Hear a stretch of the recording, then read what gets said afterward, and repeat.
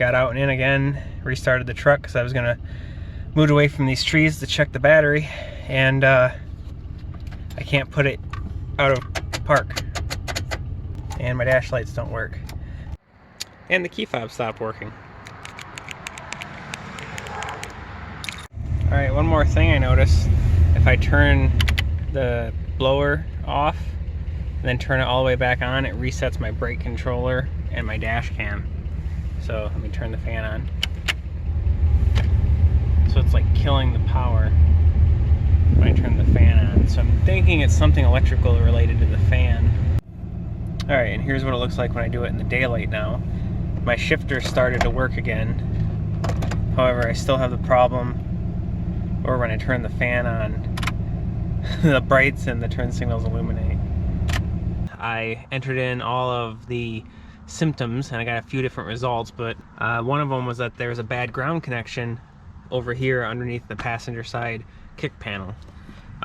People said that this rusted out and the ground connection rusted out. So I'd have to believe that that's possible, considering over here is wet. All right, let's do this. First step, you take this panel fuse box cover off. Get that. This kick panel has a retainer right here. Pop that. Okay. And you pull up on this floor trim, and that'll release this. And then, there we go. So remove the weather stripping. It'll make this a lot easier. Just pull on it. And then, work your fingers. There we go. It just pops out like that. And looks like someone already broke this. That's a lot of rust.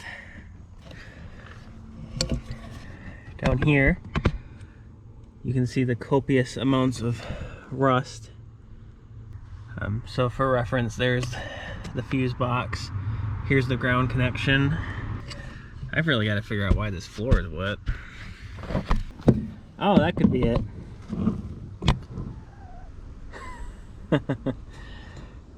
Ford. We'll just put that right down there. All right, so I'm gonna remove this ground. So much rust the socket didn't want to go on. This is gonna break.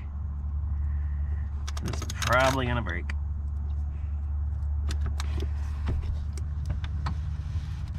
Yep, there we go. That's.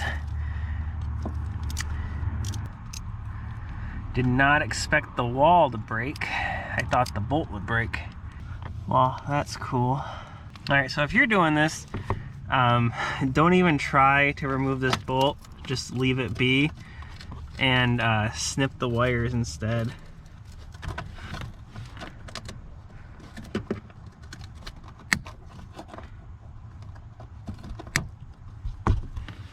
See, if I would have done that, I wouldn't have this huge hole.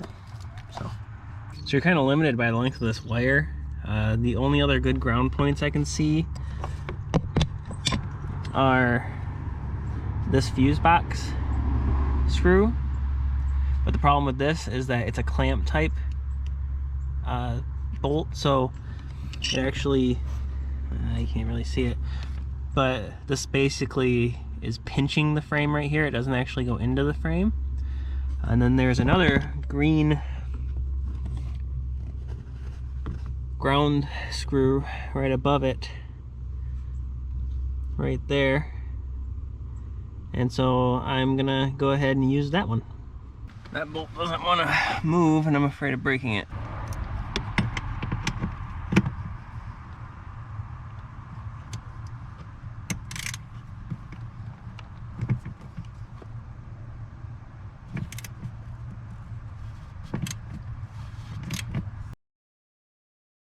Took a little bit more torque than I would have liked. It's a really long bolt. That bolt's so long that I'm gonna need a 8mm wrench unless I want to take the fuse box out. I was originally worried about if this bolt was good enough for all these grounds, but after seeing how deep this goes into the frame, I think it'll be all right.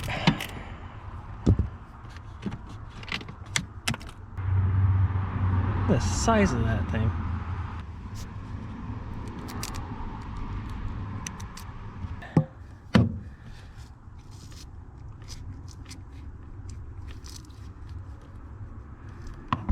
It's a really heavy duty wire.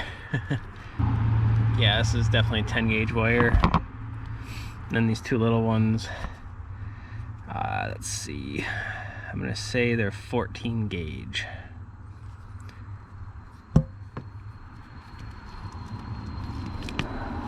Yep, 14.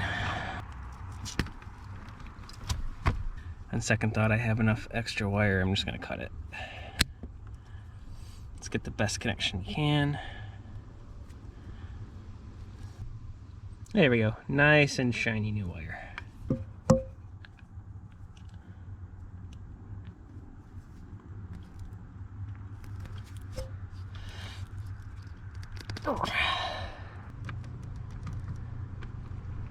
Okay, they ain't coming off. Alright, and since I don't have the right size for these two guys, I'm going to twist them together.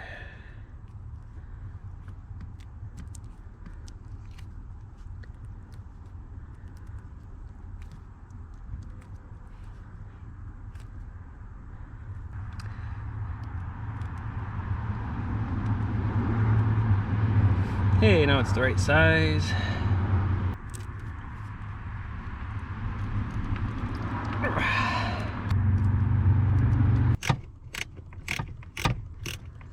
This is gonna take a while.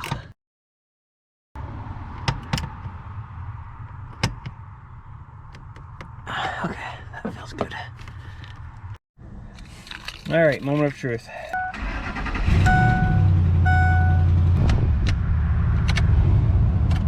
And fixed.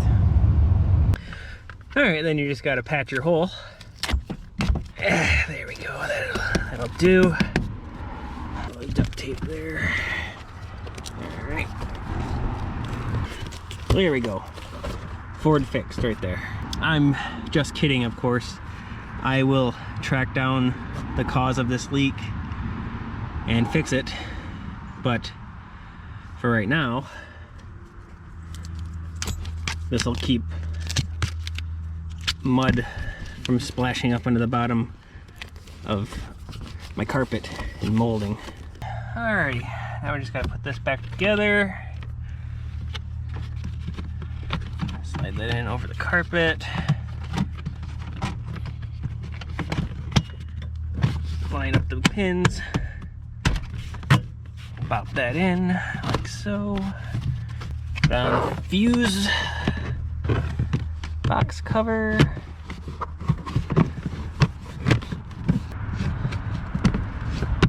Easy peasy.